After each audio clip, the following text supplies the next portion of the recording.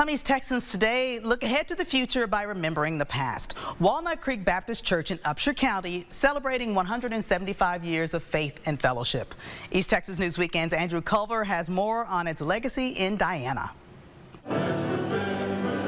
The Walnut Creek congregation hosted past and present church members for a special service. Some members spent nearly their whole life in the area. They reflected on the years past. Right? Home, right, yes it is.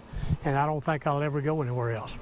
Just be right here until I pass away. It's a biblical-centered church, and I think that's been our strength through the years and remains so this day and in the days to come. The church sits on a hill near Walnut Creek, hence its name. Some call the church's land Walnut Hill. In 1886, the congregation bought 17 acres of land for a church and a cemetery. The cemetery lies behind the church, and some previous pastors are buried there.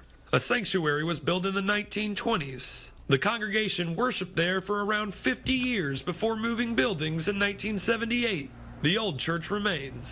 There was no air conditioner in the old church, you know, people sitting fanned, and the preacher, he got soaking wet. No indoor plumbing, they had outhouses, but it's come a long way. The church is constantly growing, and we're so happy about that, and we know that's the work of the Lord. Lois Yoakum has attended the church since 1963. Her children, grandchildren, and great-grandchildren spend their Sundays at the same place of worship. When you sit there and you look around and you see one and then another, it really makes your heart proud. But I'll tell you what, I'll be here till my end, however much that is. Andrew Culver, East Texas News Weekend. Church says it plans to add a new building with a full-size gymnasium and different classrooms. They hope to start construction on that in the fall and finish by the spring of next year.